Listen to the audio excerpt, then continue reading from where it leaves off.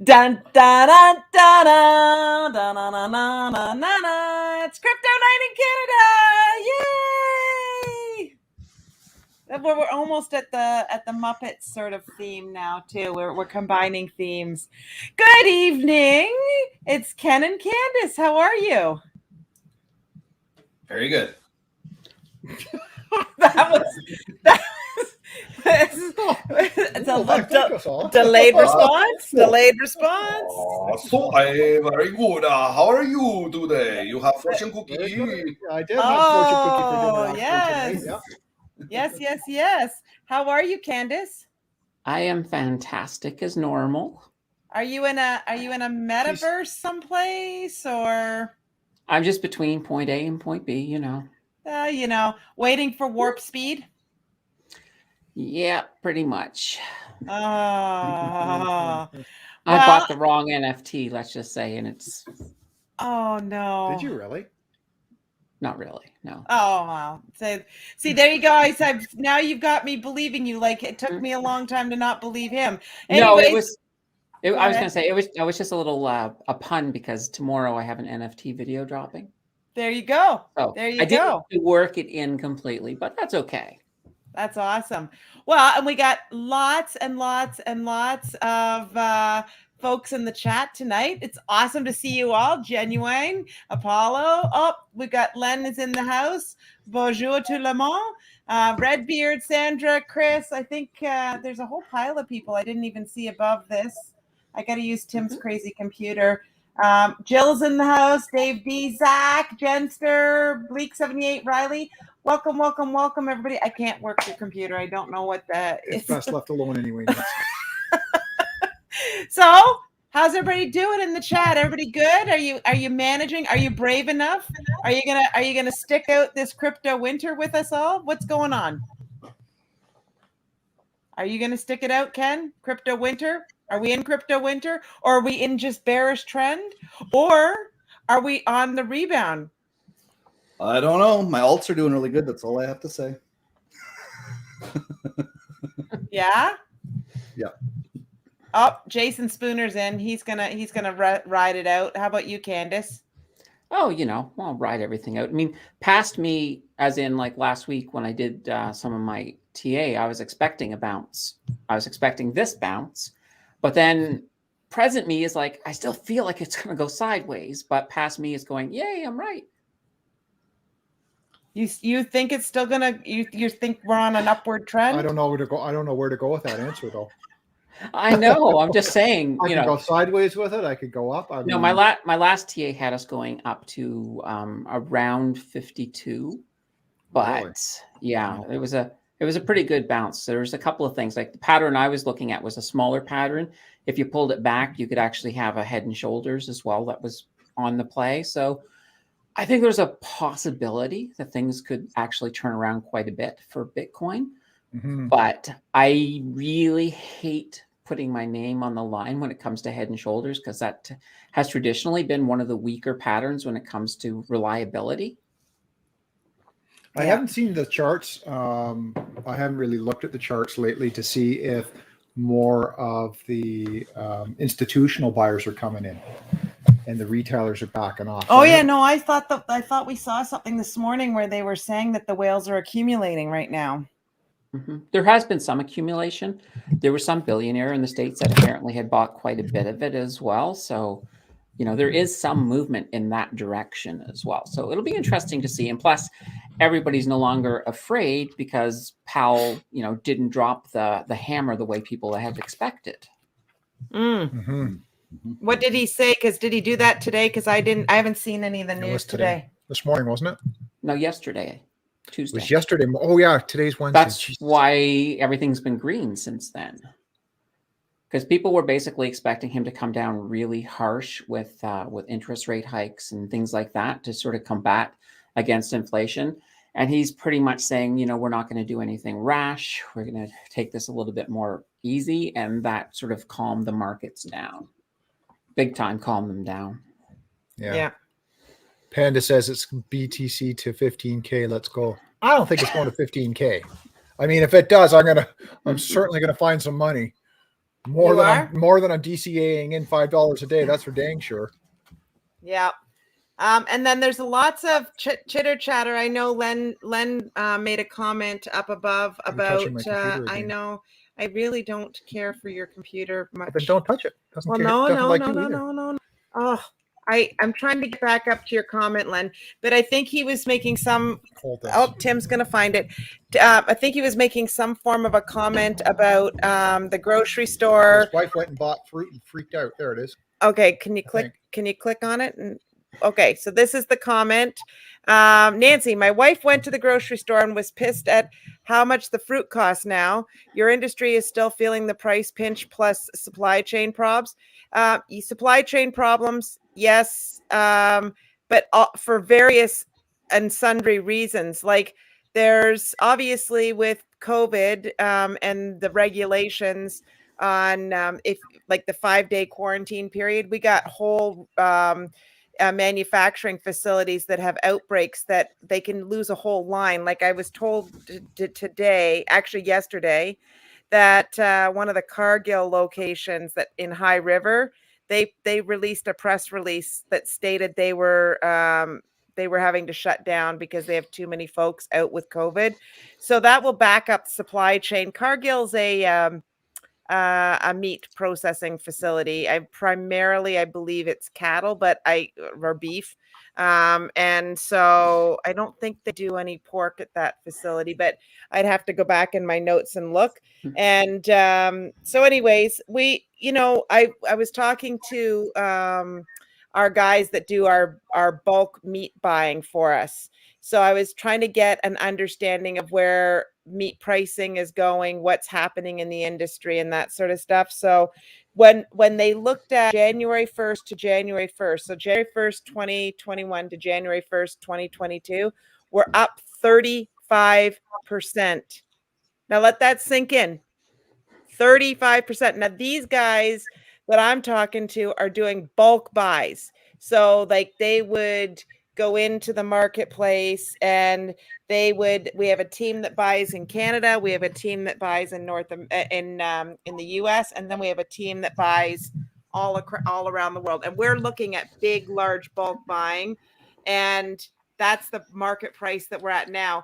And they are telling me that they think that this is where it's going to stabilize out at about the 35% higher. And from here, we'll still have fluctuations in the market. Like for instance, in the summer months, there's a cyclical nature to our meat purchasing patterns in general.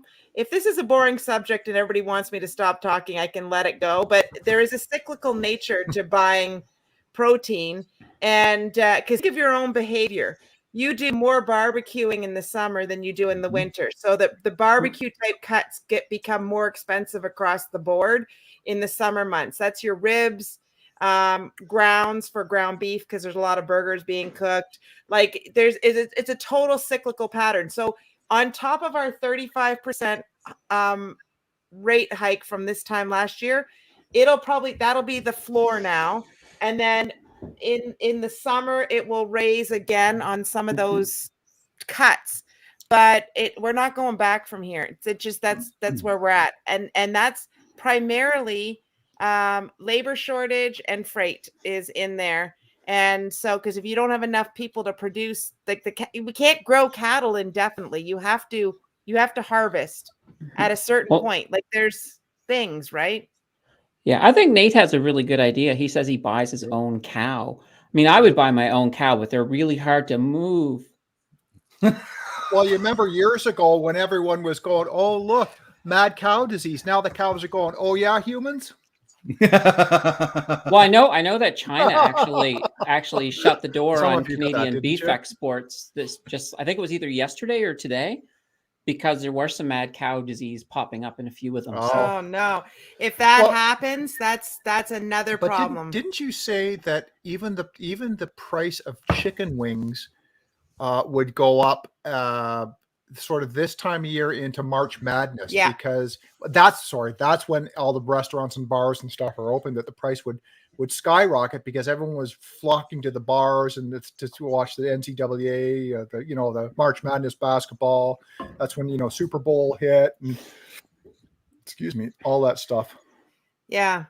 No, it's funny.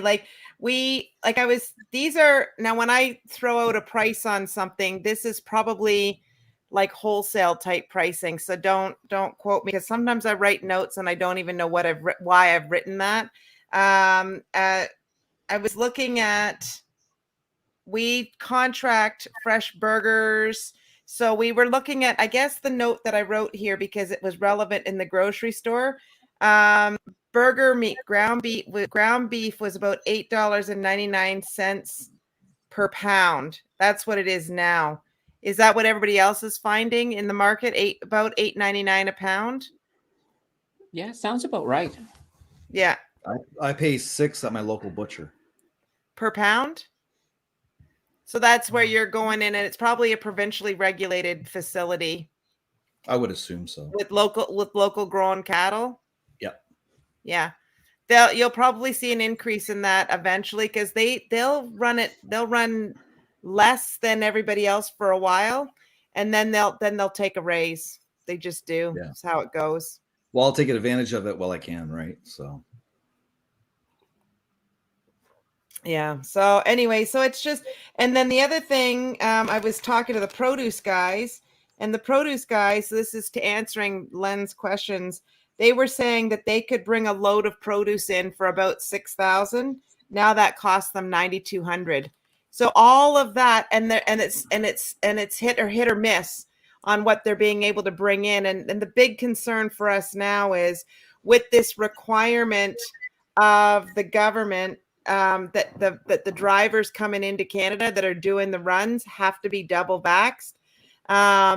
We're very concerned about what that looks like and what that could look like for supply chain, because typically that's not been something that's been mandated before. So we really don't know the implications of that.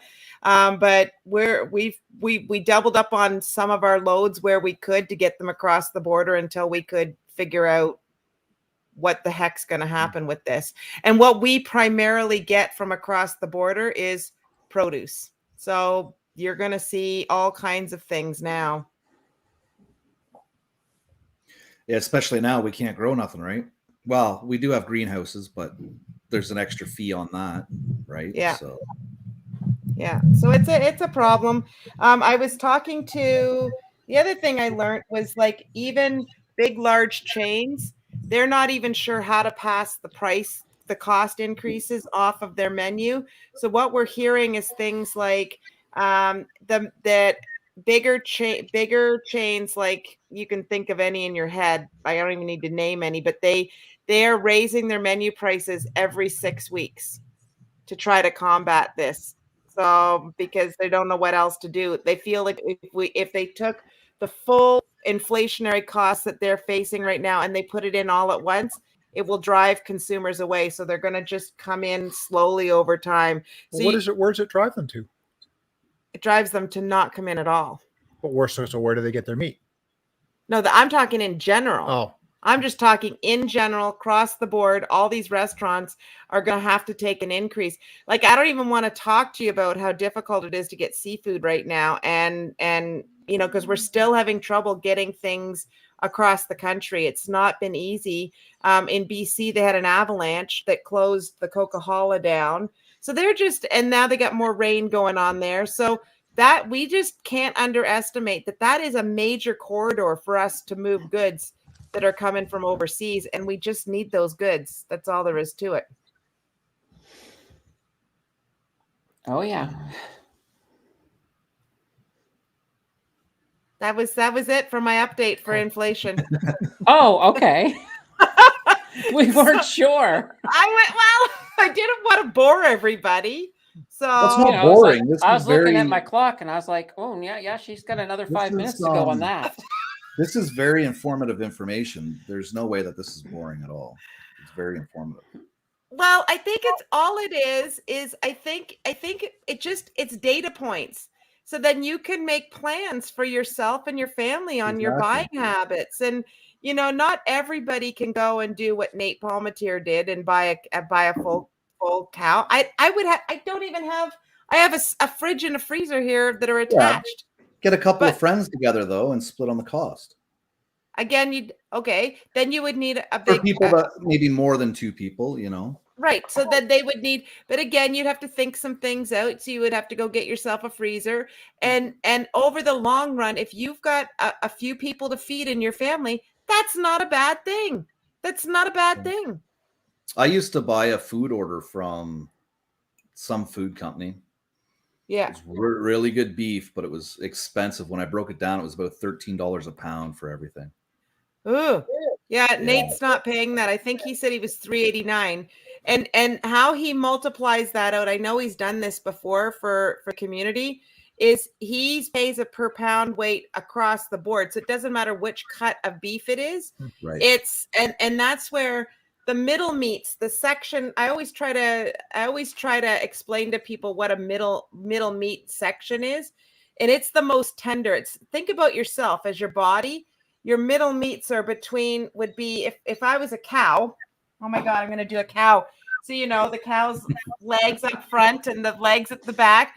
The stuff in the middle is the stuff that's the most expensive and it's the most tender, especially anything that's around the ribs. That's where you get the ribeye, the rib steaks, all that stuff is really, really, but because it's so popular, it's the most expensive. And so, hey, Ryan. And so if you could only, there's only so many bits of the cow that's in that area. So then you have to really know what you're doing and how to cook. It's all about the cooking techniques. But if you can learn the other techniques for the shoulder meat, the hind meat, because it's tougher. That's the muscle. That's where the cows are moving. That's where the cows are moving and stuff. So, or that's where the muscle is. The muscle. So all that muscle, you got to cook that stuff longer.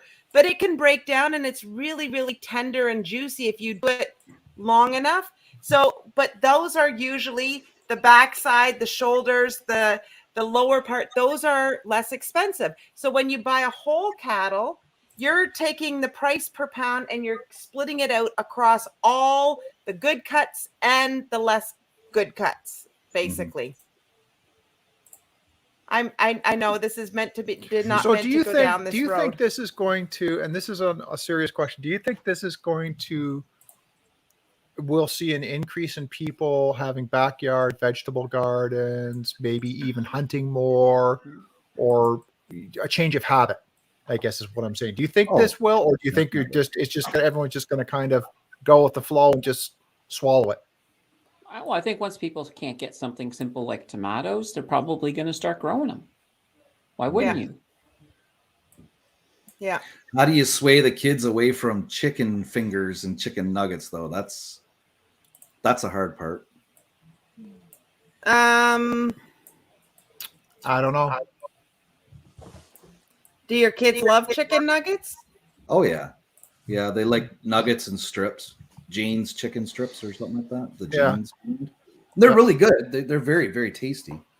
But, the cheapest place I usually find them is like Giant Tiger. They'll have them on sale. A normal store, it's like $8 a box. We can usually get them for between 5 and 6 at Giant Tiger. Does Costco carry those? I would imagine so. I haven't been though. So there's not a Costco in a lot of the major cities anyway. I'd have to go to London. Oh, yep. Yeah. That is your closest one. Yeah. Yeah, London would be the closest. Yeah. Yeah. Yeah. Yeah, that's a long way. So, Ryan, you missed our inflation talk, unfortunately. So there you go. I was listening in the background. Oh, were you? I didn't want to. I had to do an impression of a cow in case people didn't know. Nice. And so, Ken, your altcoins are doing good. Yeah. Oh yeah. Is that it for your update? They're doing good. Are we talking about the community coin I picked? Okay, well, the community coin was up $2,500 altogether. It is now down $1,300. Oh, Oh, Yeah. Well. But I'm not afraid of it because people were supposed to do research to figure out why I picked it. Did anybody do some research? Doubtful. forgot. I forgot. Well, it's like no, just a minute, because I posted something on Ryan's channel there about you'll never guess what happened at work today. No one bit. Candace and Ken bit, and I haven't been back to the page or not. And they thought, oh, driving or this or that, and I didn't shake it. Well, yeah, that goes without saying. I forget to shake, so don't. We can get off that topic. Did you forget to shake again? Okay, so what happened at work? So I'm at work at a CBI clinic, going up elevator, and so I go up the elevator, and I'm looking at the buttons because the buttons are these types of buttons where you just hover your finger over it, and it changes. It puts the floor on for you, right? So you don't have to actually touch. I thought, okay, that's cool. Do what I have to do and get back on the elevator, and I'm riding down. And you know how they have those. The elevator certified by the government and holds so many people and so on and so forth. And then I look at this other thing about who the property is owned by. And I'm thinking, why does that name sound so familiar? I got back to the car and I thought, I know, because I own that stock, Northwest Health. The whole building was North. And I'm like, hey, I just rode in my own share. I shared the elevator. Elevator share. Share. Yeah. that was very nice of you. Instead of time share, it's height share. Okay, I've got something even more exciting than your elevator story. Do you know you can play a game on that when you're by yourself, because there's two places for people to stand 6 feet apart, and it's kind of like I jump from one to the other and the whole thing rocks back and forth. Oh my God, do not do that if I'm in the Do you ever elevator. hit all the buttons and just ride every level? I do that when I get off. Okay, children. Okay, children. That is enough. Do not do that either when you're with me in the elevator. I usually hit basement when there's a whole pile of people on the main floor. Oh. No. I see. One apartment I used to live in, we had this elevator that whenever it stopped with a massive jerk. So anytime I was bringing a new person over, whenever that happened, I would act really scared when it happened, so that for a split second they would think they were going to die. Oh And man. all of a sudden, in that closed compartment, there's an aroma in the elevator, and it's like, what the hell did you do? I will tell you, we went and saw Howie Mandel years and years ago do his stand-up routine, and he did a whole thing about the worst thing ever is if you get into an elevator and somebody has been in there before you and has let one go, but you've stepped in and don't realize the elevator door closed. Now you're in the elevator. The door opens and people get in, and it's like, And then they get in like, with no, you in no. there, and you're like, it's and not this way. like you immediately start to go, oh, it's not me. It's not me. This wasn't me. I got in here when it was like this. And it's, Anyway, moving on, Nance. okay. I have something exciting that happened to me today. I got a message, and that said that I had gained so many Satoshis. Do you get that message too, or is it just coming on my phone? No, I think it's a system-wide alert. Yep. Well, no, they gave me the update, Tim, on how many Satoshis I had earned. So I had to go. I don't know if any of you are using I know we talk about this a lot, but we really have used the prepaid Shakepay Visa card. So much so, I went to the dentist and the eye doctor. I needed to get new contact lenses, and I needed to get a bunch of stuff done, dental stuff. And so I have to prepay for that before my benefits kick in. I put all of it on the Shakepay. I think I tried to figure out how much actual dollars if we converted the number You're of driving Bitcoin. me nuts. Open the app. I can't get it open. It says unlock. It's a little blue button. Tim, are we going to have a fight? No, we're already having a fight. Let's move.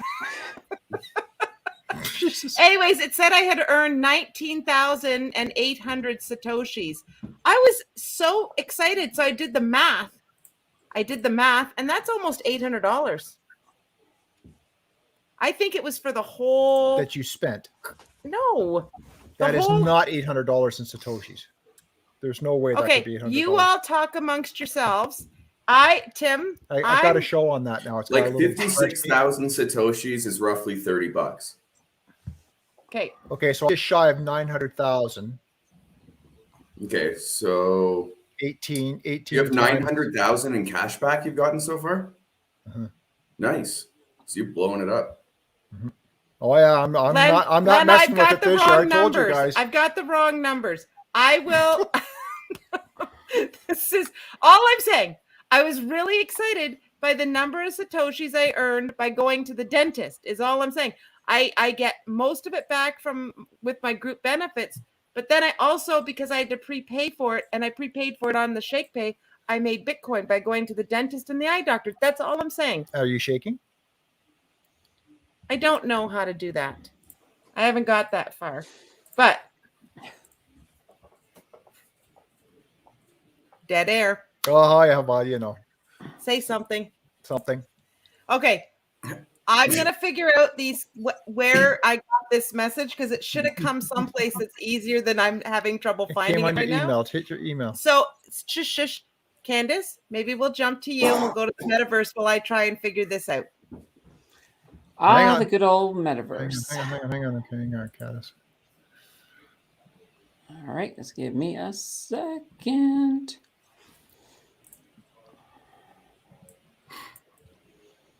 Woo.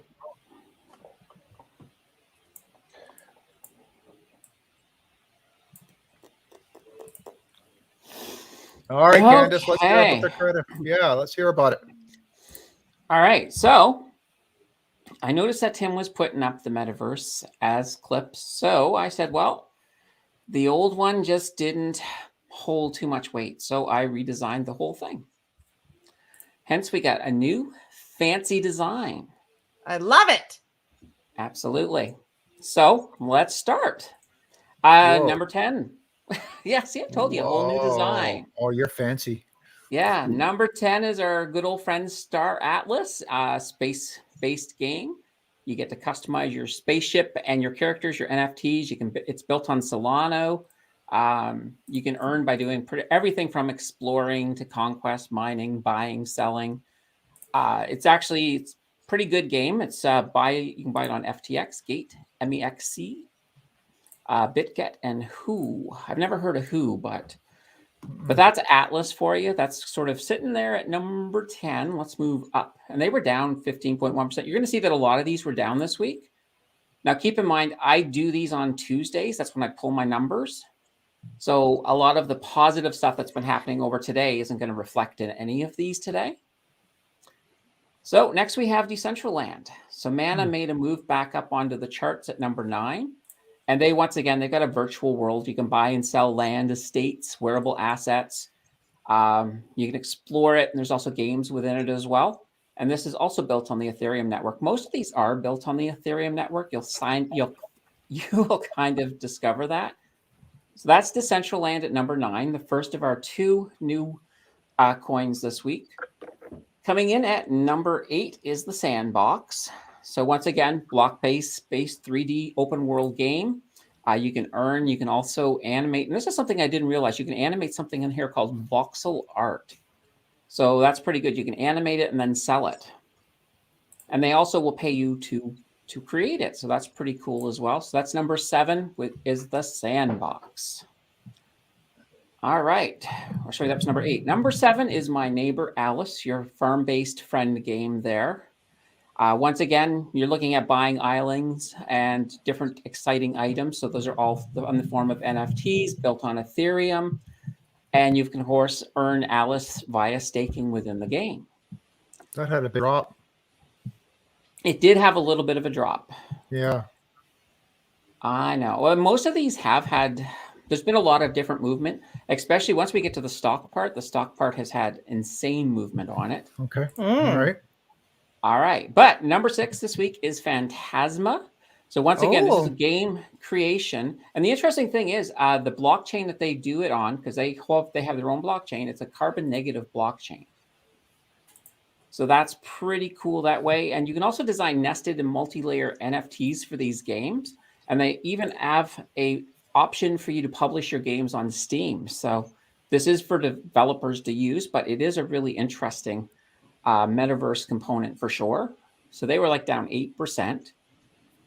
Number 5, Victoria VR, and now they haven't actually launched yet, but they're looking at creating a 3D, very realistic looking VR. It's all built on Unreal Engine.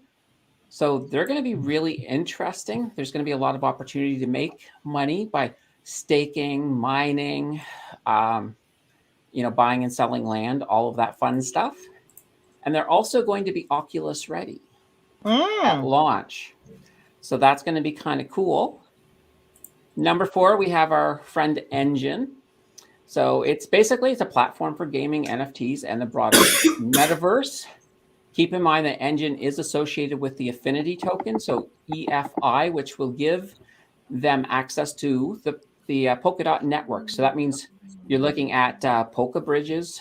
So that's really good because you're going to be able to use EFI to be able to, well, one example is if you want to move an NFT from one network to another, that's going to be an avenue to allow you to move your NFTs. So that's kind of a very cool thing. And it will open up a lot of different marketing opportunities for NFTs. So definitely this is a coin to watch. All right, number 3, of course, Magic, who was our number 1 last week. So once again, you've got an epic version of Magic Land. It's an adventure role-playing ARGP game. And they've got NFTs, DeFi, DAO, built on Ethereum. You get to earn tokens as well. So it's a pretty cool game. All right, number 2 is our Defy Kingdoms. It's DeFi designed with usable NFTs. You can basically buy, sell, land, craft. They're looking at adding crafting equipment. That's still in the development phase, but that's going to be coming out soon. Once again, also built on Ethereum. Brings us to number 1 this week. Number 1 is kind of cool. It's our friend Rainicorn. Oh, wow. Oh, That's Number 10 last week. And this one was the only one that had a massive ROI jump, 70.6%. So once again, this one looks really just kind of cool. It's like an evolving ecosystem of key innovation. So you can stake your Rainy to earn rainbows by providing liquidity on the Uni and Pancake swap. You can earn unicorns. You can then use those to buy exclusive NFTs. So there's probably going to be some pretty good prices, and you might be able to make some really good money on that. All right, so that was the top 10. Now we got our top 7 for the stocks. So top 7 metaverse stocks. Coming in at number 7 is Taiwan Semiconductors MFGs. Their ticker symbol is TSM. They've been developing technologies that have been needed for metaverse applications. So when it comes to chips, the whole country of Taiwan, that's pretty much their specialty when it comes to technology. They are chip builders. These guys are working on making AR and VR headsets lighter with longer battery life. They want to get about 100-fold improvement. That's what they're working towards. And these guys have also come out and they've said they believe VR is going to actually replace smartphones down the line. So they're definitely a company to watch. And they came in at number 7. Number 6, Apple fell down a bit. Now, initially, it was rumored that Apple didn't want to even get into the metaverse. They were looking more towards a mixed reality headset. So it'd be like a headset where you could actually see, you could see a game that you could play or, just information, internet, things like that. But you're not technically fully immersed. Now, interesting thing, too, is they've started giving bonuses to some of their top employees because Meta Platforms is trying to poach them. Microsoft is having the exact same problem. Now, what is interesting about Apple, though, is that there have been rumors starting to surface about them trying to get into the metaverse. And the thing about Apple is they tend to keep their plans very close to the vest. So if they are planning a big metaverse move, we're not going to hear about it until it happens. All right, number 5, our good old friends Meta Platforms or Facebook. They've gone all in on the metaverse, and they're poaching talent, as I said before, from Microsoft and Apple. Now, interestingly enough, in November of last year, they shipped 10 million Quest Oculus headsets. So they're really getting ready So when you look at everything from just some of the software acquisitions they've made recently to some of their hardware implementations, you can tell they're on the verge of making a big meta splash. And I think that's one of the things that's popped them up to number 5. Told you they would. Absolutely. Now, number four is Amazon. Now they have their eyes set on becoming the major player when it comes to e-commerce within the metaverse. They're also currently the world's largest cloud services vendor. And if you think that's enough, they own Twitch. Twitch is the largest gaming network in the friggin' world. And if you don't think Twitch is going to get involved in the metaverse when there's so many games involved in it, you're sadly mistaken. So Amazon's going to be a huge player in the metaverse. They're still holding at 4, though, but I wouldn't be surprised if they climb. Number 3, a brand new one, Disney. Wow. Now, Disney they've come out and they've been talking a lot about the metaverse. They've stated they want to connect the digital and physical worlds for storytelling and animation. So they want to start pulling this all together. They also want to create 3D Disney avatars that can allow interactions with some of your loved characters. I wouldn't mind hanging with Goofy. That would be kind of fun. The other big thing is you've got... You already do, Candace. He's sitting right beside me. I'm the dwarf, don't Well, the other big thing, too, is they also own Marvel, and the Marvel collectible metaverse has already started to explode into popularity. Just take a look at Vivi. Yeah. So Disney definitely making an impact in the metaverse. All right, number 2, our number 1 last week, Qualcomm. They have fallen back a bit. They do have plans as well to dominate when it comes to chips for technologies key to the metaverse. They've been using their chip. There's the Snapdragon line. That's kind of cool. Now, they're also in bed with Facebook. So the Oculus Quest is powered by Snapdragon, which is the Qualcomm chip. So their success in the metaverse is kind of tied to Facebook. And if that relationship and partnership stays strong, they're both probably going to do very well within the metaverse. That brings us to a brand new number 1 who's never been on the chart yet before. And it is Intel. Oh. So Intel, really? Here's the interesting thing. First of all, they're claiming that the metaverse will need 1,000-fold processing power than what it currently has. And they are busy making CPUs, and they're also going to expand into making GPUs, which is which is basically a CPU on your graphics card. And that's all going to be in high demand. All of the technology that they're building is going to be the stuff that's going to make everything work in the metaverse. An interesting thing, too, is they've also started talking about AI-enhanced technology, because they say the technology itself, due to Moore's law, that the processors are never going to get to that 1,000-fold. But if they use technology to sort of share it out by using AI-enhanced technology, so for this example, the deep link technology which they've already developed, that's going to be a workaround. And that's going to really help them hit the benchmarks that the metaverse really needs to be successful. And while everybody was in the red, they were actually up a whopping 5.21%. Wow. They had a half decent week during the red times. That Qualcomm or whatever it's called there, that Snapdragon processor, it's a very good processor. It's practically in everybody's cell phones. Mm-hmm. Interesting. Yeah. Well, this was... Go ahead. I was just going to point, if any of you haven't checked out the Danter's webpage yet, I broke down how I calculate these, because occasionally I get, well, how do you come up with these? So I've actually put the formulas in there, and you can take a look and get a general idea of where I'm getting my data from. I love it. I appreciate it. That was really, really good, Candace. Let's just before I forget. So you were talking about Disney. They're actually talking about having access to certain areas of the park based on having a digital collectible, and it would get you extra things and access to certain areas. So that whole Disney play is gonna, as whether you like them or not, they are gonna be massive. And who doesn't like Disney? I like Disney. Some people don't. So, Neil, you mean they're actually going to have access in the actual physical parks if you can prove Mhm. There's also the option, or what they're going to try and do, is that you could actually go through their parks in the metaverse, like in their actual park and so on, or like from a distance, or actually on the grounds. Like they are really, it seems like they're going to go for it. I think that's amazing, and and because they're so entertainment based, and the metaverse is really primarily right now entertainment. Like that's well, and a what's natural happened fit. during the pandemic, right? No one's gone there, so they want to be able to bring it to you, or Yeah. you can go to them, kind of thing. So Yeah, it's just, yeah, it's really interesting what they're trying to accomplish and what they're trying to do. that is amazing. That's really good. Really Hi cool. everyone. Hey Neil, It's How good to you see you back. feeling? It's been Hey, a couple buddy, weeks. what's going on? Happy New Year. Hit that subscribe button. It's down there. oh, you're so smart. You're so wonderful. Thank you. How are you feeling? You had a bit of a cough there. Are you okay?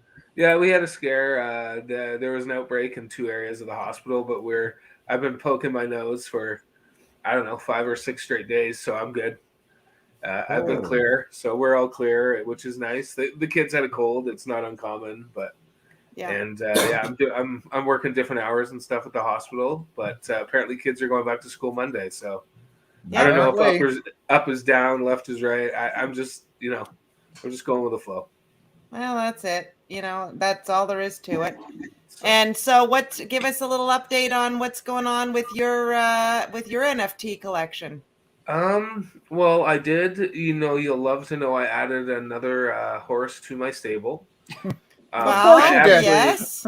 So I haven't been doing a lot lately, just doing a lot of research on that. And I just came across this guy on Twitter I started interacting with, and he's actually providing a foal service.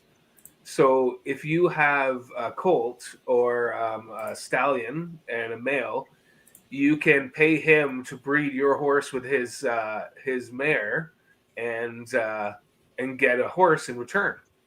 And it's not done through anything. It's just us like going through on Twitter. So I got the horse at the cost of breeding, and it's I actually bred the Zabu, the highest horse I have that I won a few weeks back. I actually bred that horse. So yeah, I've just been playing around, checking things out. I've really been focused on Ikami and Vivi and everything they're doing. I'm not hitting as many drops, but I'm still getting a few here and there. I've actually added a second device to my holdings, so I actually got one on my second device the other day, so that's nice. Nice. Yeah, and then I'm actually going in to buy some more Omi, because like just nice. The amount of adoption, how many people are flying to the app. Prices on the market, the aftermarket, are going insane for stuff. It's only a matter of time. Like I think it's a great buy at 6/10 of a cent. Yeah. So and I just updated my collection on this. It's just like an online organizer, and I'm doing quite well with my original investment. So it's one area that I'm actually doing well in crypto. Oh, that's amazing. That's amazing. Have you been buying any more? Do you have any Bored Apes yet, or any of those? I in that project that I was talking about a while ago, I did mint. I've got 12 of them now, I think. Bored Apes? No, so they're called they're wizards. It's the Wizard Treasure. Oh, treasure yes, Collector. yes. But the they actually bought a Bored Ape and put it in the vault. So I am a partial owner of that ape, and just on what they've purchased, they've already actually done about an 80% increase in value since they started a month ago.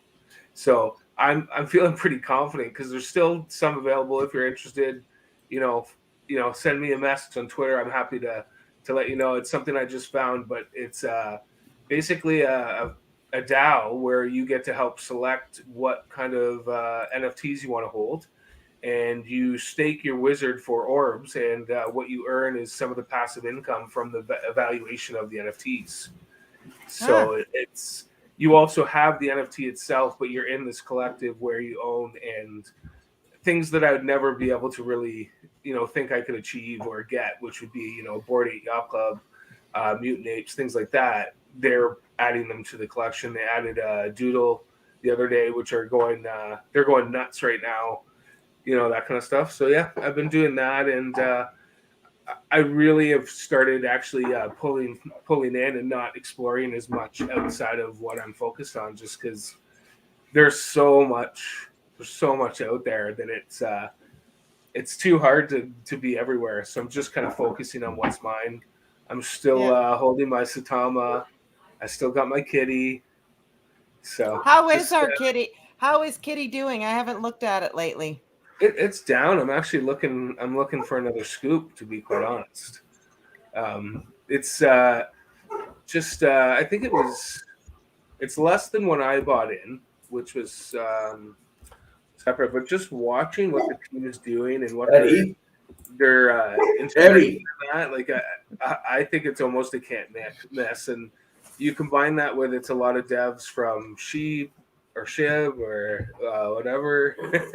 Pardon me. Yeah. Kitty's actually up today, so it's gone up pretty well. It was up at 26% today, but it's down from where we bought in. But I just think long term, like this, it's a pretty solid bet, I think. I think so. I had a few people commented on the Kitty Inu video that you did with Tim Perry, Tim, and they said that once the game comes out, it's going to be game on. So yeah, and then like that's where the play to earn component will be, and that's what is exciting in the program and so on. But like I've always loved Mario Kart, so one of the things I want to do is use some of my kitty to maybe get in early and start racing and competing, and try and get in that way too. And it's kind of what I'm doing with Vivi.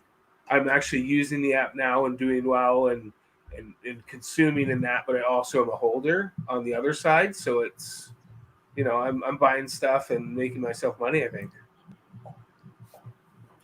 That's awesome. So Ken, just switching gears a little bit. Well, before we do that, Genuine said he made $2,000 buying OMI futures, and so that's amazing. I'm not sure how to play that futures game. What are you laughing at, Neil? I just love wins. Yeah. He said he's done it on a Sandbox. Oh yeah. Yeah. On a Sandbox. Yeah, that's where I hold my OMI. Yeah, and that's where they've been doing a lot of stuff with trading, but just because I'm getting away from that, I haven't been engaging with it. But a lot of future stuff. And that's awesome, though, Genuine. Yeah. Yeah. Wow. And CISO99 said, Ken, what's going on with the Satama mask? Do you have an update for us on that?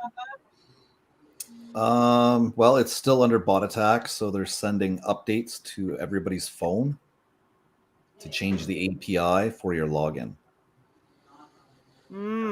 So it's still getting attacked, eh? Oh yeah. And the funny thing is that these people don't attack for no reason. So somebody's paid them a little green to do the dirty deeds. So, but Well, why? For what reason? To fumble with the project. I know. So is it that important? Like, do you think it's that disruptive? Answer one of us. I don't want to say, like, I have my suspicions, which is the same company from before. I don't want to say anything. Okay. Yep. Right? But I think it's the same idea. Okay. But they're saying the next 24 to 48 hours, just watch your phones for the updates. Like right now, my phone, it won't let me register. It'll let me do, they have the CAPTCHA now added to it. So you got to actually, pick the buildings and pick the stairs and the bicycles and the photos and that. That's to deter the bots, because the bots can't handle that kind of stuff. Once you get past that, then you're into the login, right? So that's one of the deterrents they're using for the bots. So I get there and then I get network cannot connect or could not establish or something. So, but it's coming. Are you worried? 2 days. Are you worried, Ken? Or no, not at all. That it's just a freak of this industry. Yeah. If you look up DDoS attacks, if you Google the history of it, you will see major companies getting hit with these attacks all the time. Okay. So it's just the fact that this is centered on a wallet So it's malicious. It's not a group of people saying, "Hey, let's do this." It's somebody going, "Hey, want to make some money? Do this," right? So Yeah. Oh man. Well, it's that's all. fear, right? It's FUD. It's FUD over, right? Somebody's got FUD, right? Yeah. So At what point does it tip out of? And this is moving on from SATA mass, but what point does it tip out of FUD and go back into FOMO? Because the line is sort of blurred. Like you would think we should be in FOMO now because all the prices are. It's like a sale going on. And in theory, if there was a sale, we should all be frenzy of fear of missing out. But for whatever reason, when the prices are low like this, the FUD is high. That's why I put the thumbnail out I did, was because I was just, it is, where is the balance here? I feel like all we do is fluctuate. We go from everybody's afraid because the fear scale is really high right now, to then it flips over and everybody's got fear of missing out. Like it's insane. Well, with Saitama, it's a little different though, because there was a huge upswing just before the mask was supposed to come out, and a lot of that was actual tokens that were being listed. They had to purchase their own Saitama for the LP, and then you had Shinobi, who didn't hit the points, so they're not going to be listed, and you have Luffy that didn't hit the points, so you know the team at Saitama don't want to take a chance on their contract, the way their contract is, the way they want to run their token. They don't want to take a chance of any kind of rug pull. They want anybody that's invested in Saitama using their wallet, you know, to be as close as they can to be in 100% scam free, as close as they can get, right? So you had this big run up where they were all buying it, and now that they're not listed, going to be listed, they went ahead and they're selling it. So that's why Saitama went up and then right back down. Oh man. So, but you're still bullish on it, right? Oh yeah. Actually, Shaman King Inu, since nobody said it, I'll let you guys know why I chose it. One, it's a renounced contract, so it works on its own now. You can't go in and edit anything into it. And two, it's going to be listed on SataMask. Oh, there you go. So you are usually the winner chicken dinner on these what seems like to the rest of us obscure projects. So did anybody else in the community buy on Ken's? I'm curious to see if anybody bought on his recommendation. Not recommendation, his pick. It'd be nice if somebody else did, because they could have cashed out at 2,500 and made themselves, you know, a little bit of quick money in 2 days, right? You know? Yeah, no kidding. No kidding. Yeah. Ryan's shaking his head up and down because we always bug you, Ken, about taking profits. But this one is his year-long. Yeah. Although we did say it was okay for you to take profits along the way. Just record what you're doing. At 10K. If it gets to 10K, then I'll do something with it. What I miss? Oh, well, I don't know, but let me know when you figure it out. Ryan, you were on mute. Sorry. You wanted to say something? It's kind of over with now, but yeah, if you sold, I wouldn't wait for a 10x, bro. Don't feel guilt if you want to bail and it's like 3x, 4x. If you're out, you're out. If Ethereum 3 or 4x tomorrow, I'm out. Like, I'm just telling you straight up. Like, yeah, I know, but this is the coin I'm doing for the community, just to show the power of holding, right? So, well, we appreciate that. But if you need to, Ken, take your profits and just record it and then buy back in. It's all good. All right, then. Okay. Wait a minute. Is that the one you did for the challenge? Yes. Yeah. No, that's not the way the challenge works. Tim. Wait a minute. Nance, my challenge. Okay. I'm with Ryan. If that thing makes money, I would take some profit. And you guys are like, sell. Buy. I know, but Ken's not doing it quite the same. That's not in the flavor of the challenge, which was dollar cost average. And we discussed why his had to be different. So if his has to be different, then him taking profit should be different too. It's like an IKEA notepad. Did you call this one last week? We have a dollar cost average sort of challenge going on. It's Tim's. Tim, do you want to say what it is? No. You speak well. No. For me. Thank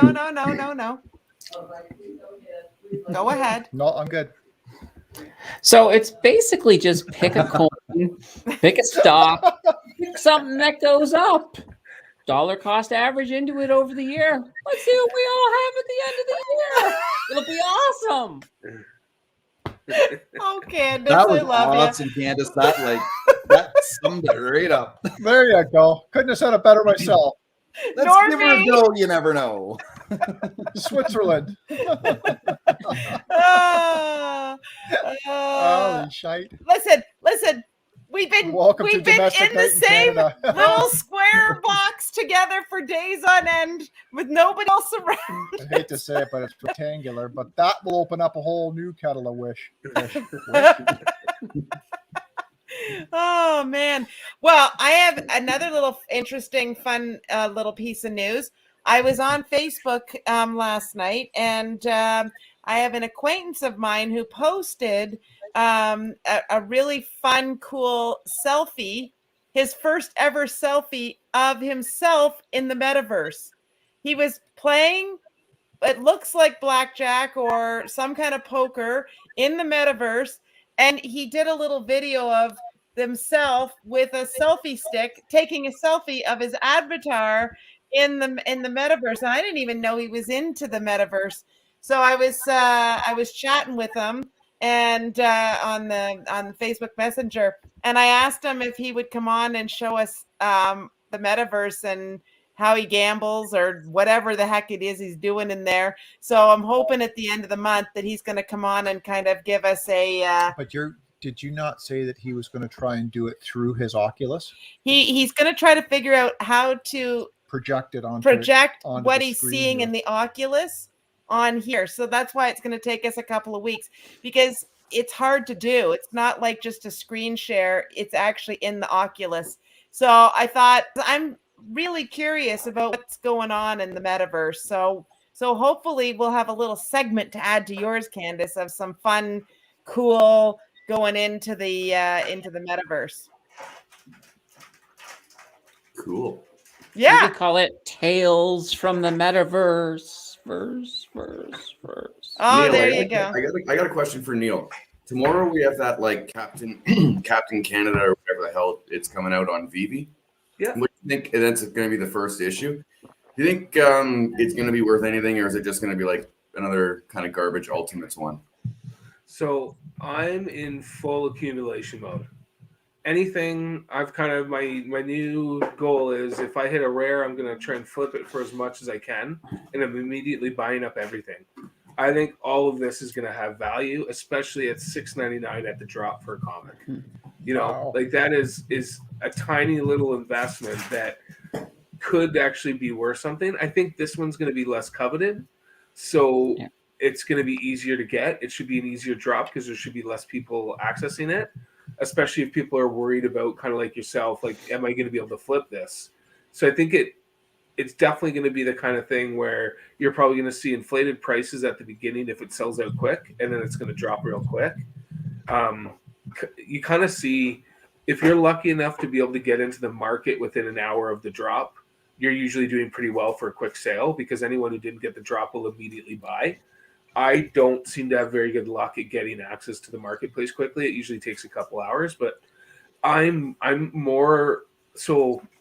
I've invested about $350 right now total in Vivi, and I just did a collection, and it's well over $1,000 so far what I have, and I still have about 250 gems, which is the equivalent of $1 left over to buy for my two accounts.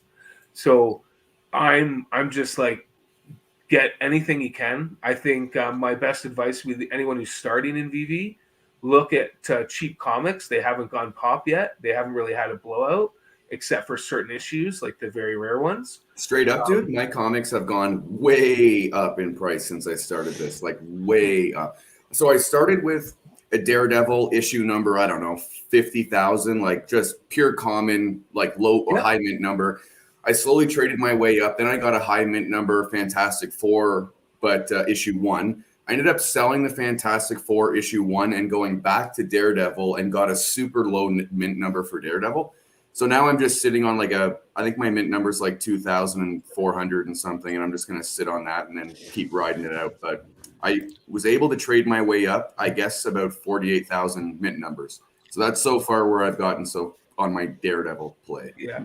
And so one of the guys that I've been following, it's Sleep in Comics. It's like SLEEPYN, and he's like a hardcore comic guy. And what he said is that every single one of these comics that's being dropped is significant, because usually you'd have a run of comics, right? And the first one and the 6th one and the 20th are the desirable ones, right? Whereas they're actually just dropping the first appearance of, Doctor Doom and things like that. But it is really like, if you go around trying to snipe, comics for $10, $12, I've done that a bunch of times. I got a Spider-Man at like 30. I got what's the big one that I have? I got one of them, the Fantastic Four ones at like $40. And these are the first editions. But what this guy was saying is that compared to the actual print runs, these digital collectibles are much smaller runs. So you might see like 50,000 to 100,000 in actual physical print when they were released. They're only doing the last one that was really hard to get was only 10,000, 30,000. So when they're only doing max 50,000, they're actually doing a pretty good job with demand, because I think at the beginning they had a couple drops where they probably did too many and the market wasn't there. But like I was just looking at, originally I bought the DeLoreans, right? Like that was my first purchase. I was so excited. I got 3 of them and I ended up sitting on them and I couldn't sell them. There's too many of them. Well, now they're going up and I'm just kicking myself that I sold them for what I paid for them. You know what I mean? But that's the whole game. And I'm trying to just maximize, my gains there, because what I'd love to do is to be able to migrate gems off when it's available and go buy more OMI with that money that I've made, because I feel like OMI is just like it's just gonna explode at some point. Like it is too easy, too well of an app, too well adopted, and it's still in beta. Like it's insane. They've got like an absolutely incredible growth over the last 4 months, pardon me. And if you look at their sponsors, or not their sponsors, their partners, it's the who's who, and they haven't even announced some of the biggest ones. They haven't even done any real Star Wars drops. They haven't done any Pixar real drops. Like they're just releasing a little bit, and then like if Pokemon does get announced, kaboom! You're gonna be wishing you bought OMI at 2 or 3 cents. I think like it's. What was it? And we were big on it when we first met you a year ago. And that was the first coin I bought. I felt like I got burned, but I really loved it, so I never sold it. And now I'm fully in love with it again. And the community's hardcore. But my wife was actually telling me about a story in New York. There was 2 cops that were fired because they didn't go to a robbery call because they were chasing a somewhat rare Pokemon Go character. I heard about that. If this is happening Classic with something like that, and these are cops, imagine what's going to happen when that gets put on VV. Like anyone who has anything to do with Pokemon will download that app and immediately invest, right? Like, so I'm just getting excited about that. But yeah, like stuff like that. Like, so if that's something with a game that's just kind of basic, and they're going to be able to do so much more with the game in the VV-verse, because that's what they're creating, its own metaverse. I think it's going to go bananas. But like, I laughed so hard. I was also like horrified that, 2 police officers that are like, yes, to serve and protect. Oh crap! Did you see that thing? We got to go. Like, that's horrifying. But like, it just shows like we're all kids at heart. Well, do you remember when the Pokemon game came out and there was people all over the map, chasing things, going off of, into water, falling down hills because they were so busy chasing those darn things? Could you imagine with the the AR glasses. If they were wearing those AR glasses and they could see them like they were see them as if they were right here. Like, Well, I just think it would be big and huge again. They could re-release the whole darn thing again when the AR happens. So Twin World, yeah, you just need to download the app on. I have Android, so Google Play. But if you go to the I guess iStore, I've never had an iPhone because I'm an Android guy. So, but you just go in there. You got to do a little bit of KYC to verify the account, and then you do need to fund the account. The easiest way is to just use a bank card or a credit card on the app through Google Play, like Play Store. And or you can actually go and buy OMI tokens and transfer them into your account. That's another way to fund. Yeah, that's awesome. But like, yeah, the Pokemon, it's gonna be crazy. And think about it, like if you get, say you're a VV and you get this collectible, and it's the and you have those augmented reality glasses that you're talking about, right? You might be able to be that character if someone's wearing those glasses in like real life. So like everyone would be right there, but when you came to the store, if they had whatever that it was, like you would show up as a Pokemon. I think too old for Pokemon. It was I remember coaching hockey and being like, "What the hell are these kids talking about?" Like, but I know about how addicted people are to it at all ages of life. Well, I wasn't addicted to the Pokemon at all, but at the same time that the Pokemon thing was out, I did get into geocaching a little bit. Have any of you done the geocaching? No, some friends of mine do it though. So freaking fun. So much fun. And it's such a good thing to do. I kind of forgot about it, but it's something we could do even in like sort of this COVID time. It's an app. You download the app and people have hidden things all over the place, all around you, and you probably don't even realize that there's hidden objects.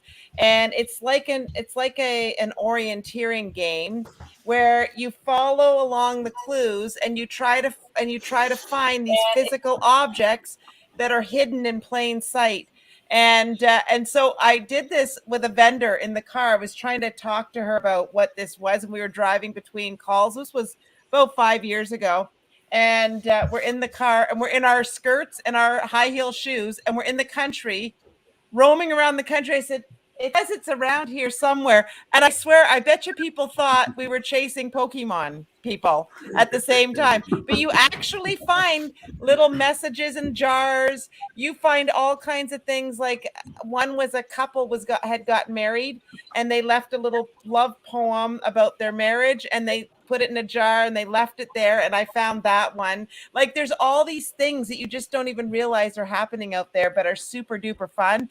I mean, Ken and well, it's a great family thing. Neil, your girls would freaking love it if you took them on this and downloaded the app and went around and did it.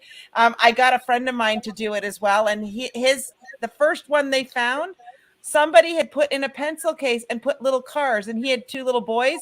His boys were over the moon that they found these random little cars in a pencil case in a funny little place that was just sitting right where it said it was supposed to be. It's amazing. You got a bot there. Got it. What do you mean? No way.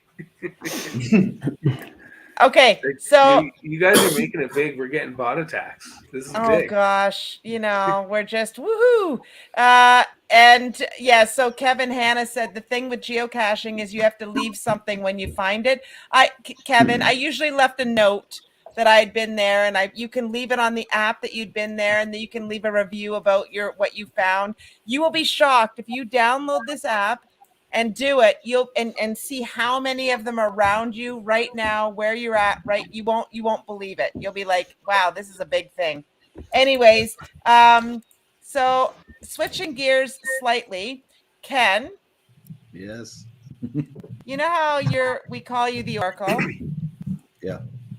Because you have all these great picks and these great ideas, and sometimes people follow them and sometimes they don't. Mm-hmm. Yes. So Tim and I decided we would try one of your tips.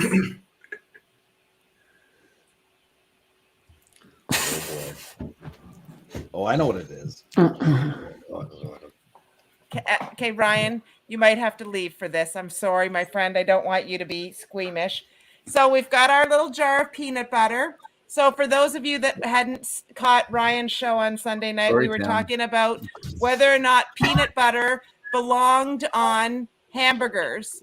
And there was a big Pizza, not hamburgers. I know, but we didn't. We weren't sure whether peanut butter should go on a hamburger. This is how the conversation started. And I said, well, it might be taste like, if you went to a Thai restaurant, you have peanut butter chicken, peanut butter, all that sort of stuff, and whether it was good or not. So freaking Ken says, oh, well, if you've got some cold pizza, you should put some peanut butter on the pizza. So there's some cold pizza for Tim Danter to try.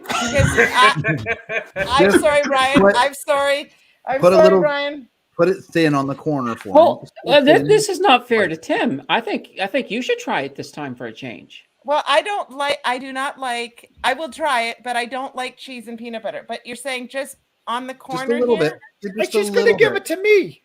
Just You for don't a there little you go. flavor. Them or them There together? you go, Big Daddy. No. Go. Oh, she tried it. Not bad. See? Yeah. It's Not bad. I just feel I like can't you don't believe need it. to add peanut It would, butter. 'cause if pizza's you, so I um, can't good believe without it, Ken. If you heat that pizza up and then put a little bit on it so that the peanut butter can melt just a little bit, That'd be amazing. it will Ken, rock your socks. Honestly, it's not bad. Here. No, it's not. I feel like I'd be Yes. willing to put it towards the end, like where the crust is in that for sure, but I don't know. I feel like I'm slapping the pizza in the face if I put it on. I know it is an odd thing, but it's not terrible. So Ken, It's Ken not the terrible, Oracle, so go out there and try it. It won't Ken- kill you unless you're allergic. So Ken just pulls out peanut Don't butter. do that. anyways, it's not bad. Look, I'm even going to do it again. Hey, come on, Tim. What do you say? Is it bad or is it? It's not bad. Yeah, admit it. You It's have not peanut bad. butter and bacon. What's the difference between that and peanut butter and pepperoni? My Anyway. favorite sandwich is flat out. I cook an entire package of bacon at once for one sandwich, but that's all that's No in way. there. There's no veggies, bro. This is a suicide sandwich.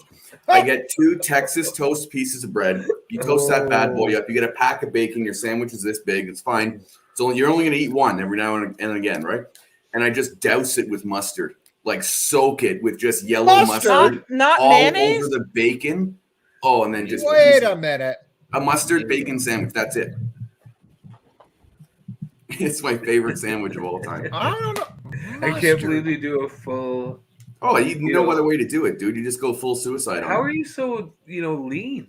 I got the beard gut going, dude. It's bad. Well, you eat a pack of bacon at a time. I don't doubt it. You just gotta crush it with a beer after, right? Oh yeah, of course. What'd you have for dinner? Pack of bacon. So I want to know from What was those that are dessert? still Oh, watching. dear. I want to know 2 things. A, does mustard go with bacon? Yes or no? So put it in the comments, mustard and bacon, because that to me doesn't seem like One the of right these days, these combination. cockamamie schemes is going to poison me. You realize that? That's the idea. No, look. No. So The- Goody the wants to only know, hard- Ken, if you tried this before. Or after going in the tent behind you. Oh, What? I didn't read it all the way. Yeah. What was? I missed it. What was the question? Are you eating peanut butter on pizza before you go into that tent or after you get out of that tent? I go in with a slice, but I come out with a full pie. We'll just put it that way.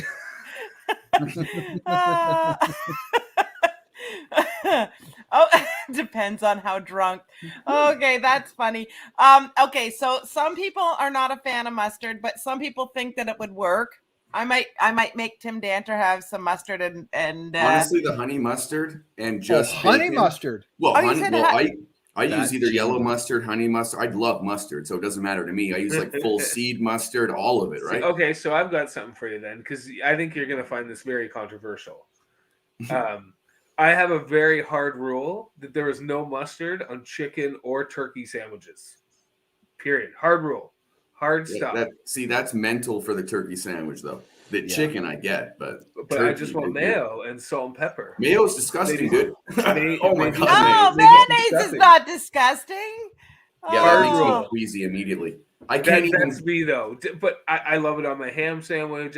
If I was gonna have roast beef or a burger, is it regular mayo or like salad dressing or Miracle Whip? Which one are you talking unfortunately, my significant other is now vegan, so it's something else. It's not that bad. It's just white stuff. It's something that looks like mayo. Well, when I noticed that it was different, she said that she did it before, but I was like, nah. Before I met her, I didn't even have mayo in my fridge. I was a much leaner individual because I knew that I've always struggled with grabbing bear claws 2 at a time. Yeah, but they're so good.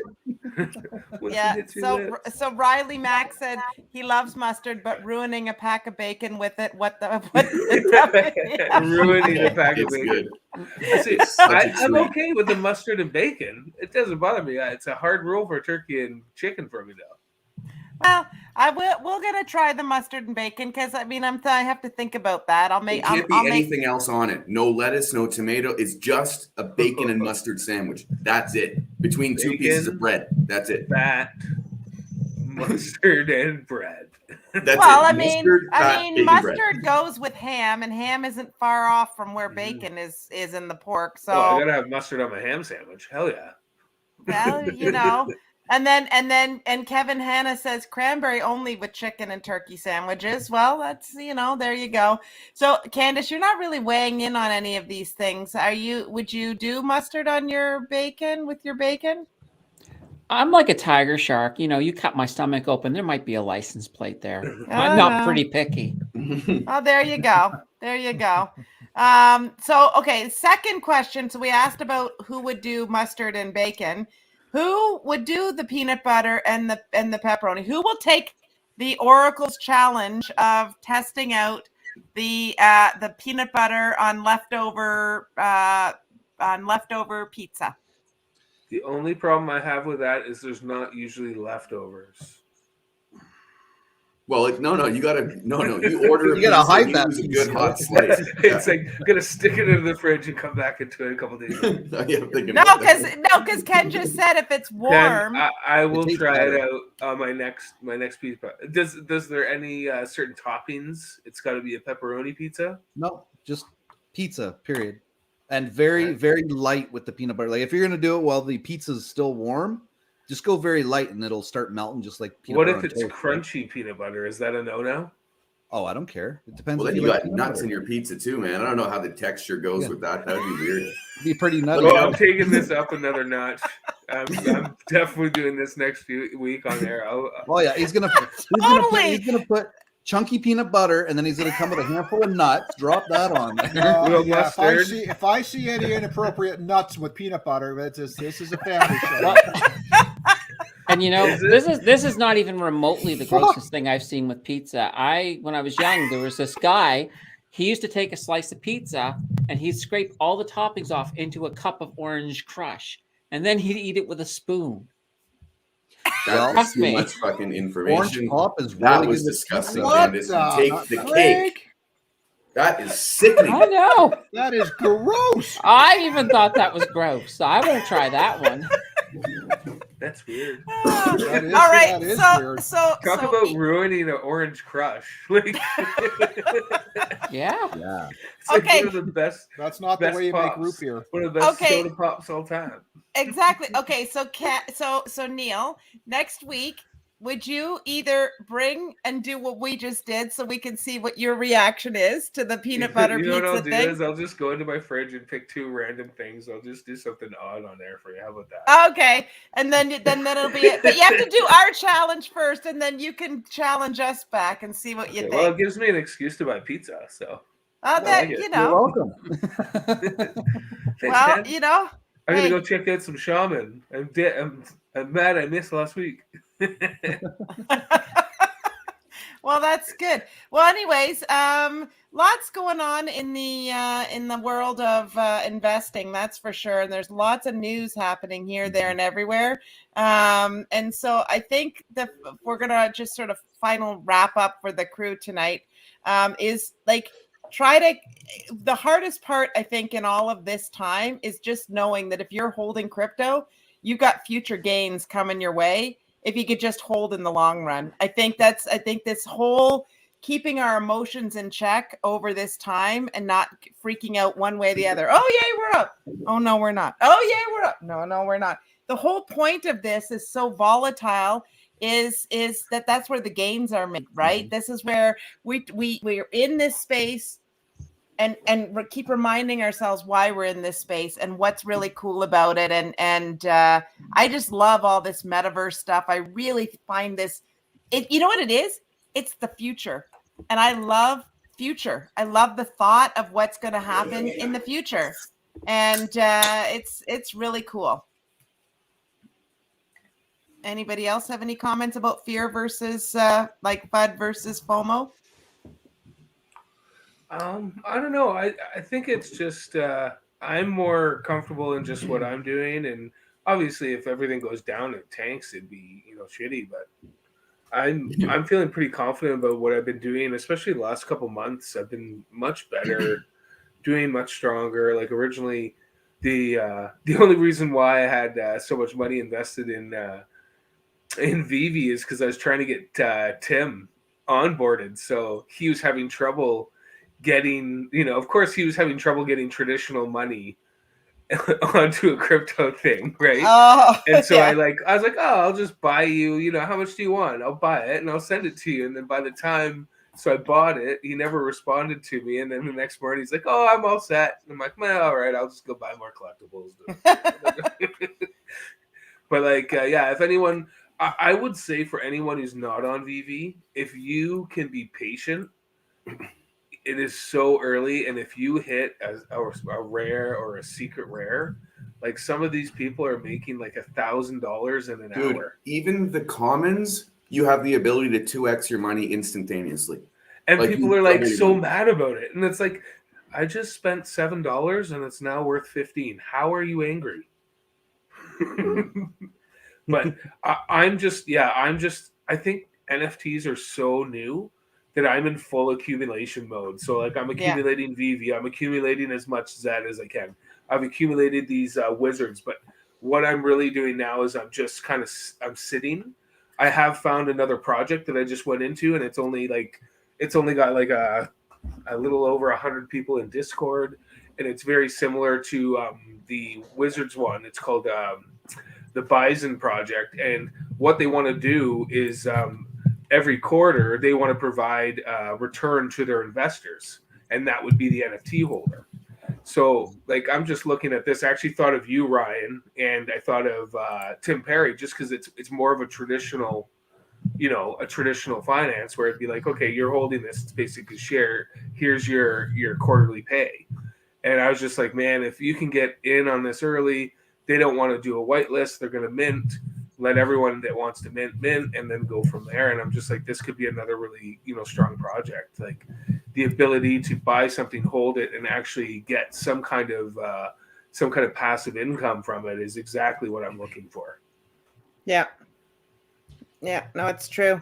But I'm kind of going the way Ken does, and he's finding these more obscure coins, very small market caps, and that I'm trying to do the same thing with NFTs, trying to find projects that are early, don't necessarily need a whitelist, something that's going to be community focused. And so like, that's what I've definitely picked up from Tim from Ken, is looking early and doing your research. But that's also why I'm starting to pull back more, and because it's like, okay, I've got these projects I'm in, and I'm always searching, but I can't be searching for 30 projects. I need to be searching for maybe one that kind of aligns and I can bring into the portfolio in that. And that's why I think VV works on the marketplace, because I'm also a holder. So I'm definitely invested in it in more ways than one. Yeah. Awesome. I love it. Get everything. I'm still chasing NFTs now. I'm the NFT chaser. I got one question for you. I got one question for you, Neil. For VV, okay? You know how we can store our OMI in VV now? Mhm. So if I'm buying OMI on Ascend X and it's the trading pair, again, excuse my ignorance on this, but is OMI / USDT, will that transfer over to just the OMI wallet kind of thing? Like, or So am I what you would do is you would use your stable currency, like the pair, to buy it. Then you would go into your wallet and send your OMI. Okay. So you would go in to hit send, and then you get all that information from your app. Cool. Coolio. So, and then it would be an ERC20 token, I believe, because they're on Immutable X now. Okay, I'm gonna ask someone the day I make the move because I have no clue what that means. So So yeah, no. So It's Neil, I have basically a the question. path. It's basically the path that the coin has to travel from one wallet to the other. So if you were trying to send something to your Matic address through Ethereum, it'd be lost because they're not the same. Like you have to pick the correct. It's kind of like the way I look at it is like the really old school operator. You have to make sure you plug into the correct port to make sure it goes the right way. It'd be like you sending me Bitcoin to my Ethereum address. It just wouldn't work, right? Yeah, like it's not that way. They So you should they should automatically have that wallet updated by now, though, I would think. But you might have a drop down. I know Binance had a drop down when you go to send. It would ask you if it was like a BSC, BEEP20, ERC20. Yeah. So, So it's just basically what payment or what payment network they're on, really. What blockchain? Yeah. And I watched somebody talk about in the early days when cell phones first came out, if you were on, like he gave an example, if you were on one platform, you could only text with people that were on that same platform. You couldn't text platform to platform. And I know it's hard for anybody that's under the age of, 30 to really realize that was a thing. But when they first came out, if you were on BlackBerry, you could only communicate in the BlackBerry with other BlackBerry users and on other BlackBerry devices. And then it moved itself so that it was interoperable. And so we're in the early stages of all of this crypto wallets, and you could only move things if to Neil's point, like it's the old days of you have to make sure that if you're an operator, you connect this hole with this hole and the whole 9 yards. So you're right. That was a perfect example of where we're at right now. But they're saying that it won't be long, and all of this will be interoperable, just the same way that our cell phones. It doesn't matter whether it's Samsung, whether it's an Apple, whether it's whatever. It will talk to each other. So this is Polkadot is the solution. Polkadot and Efinity. So yeah, they're going to be able to do it. They have the cross-chain capability, don't they? It's one of the reasons I'm very bullish on them, because once that starts getting utilized, Polkadot's going to be in a completely different ball game. You're right.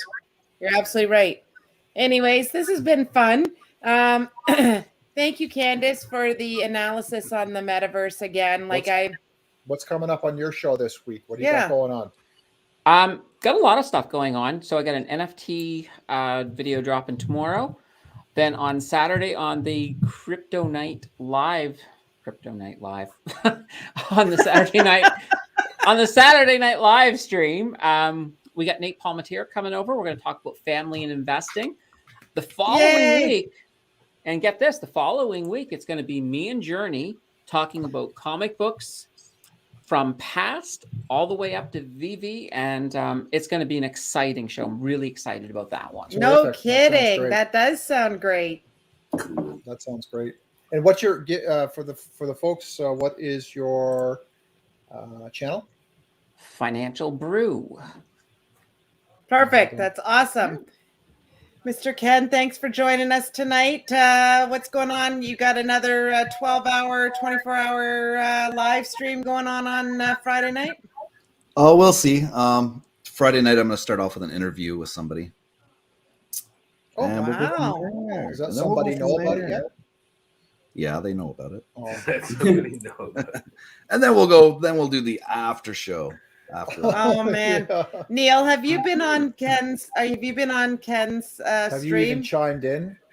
No, I've gone the one night I actually went to watch it. My wife was out, and my kid came downstairs. He needs to rename it the Graveyard Cast. Oh my Yeah. gosh. Well, I don't Yeah. even. Yeah. Well, no, I haven't. I gotta check it out for sure. It's hilarious. I No, did, one I night- did watch one of night, Neil? Ken's videos about holding though. No, Neil, one night, if you have, if you can get to play hooky from your wife and your kids, you should go on and hang out the overnight crew with Overnight Ken. crew. That sounds the overnight crew. They, sounds too late to me. but all you do, take some advice from Ryan Hemsley. Don't stand in your kitchen the whole time. Yeah. Look at Riley Mack's comment.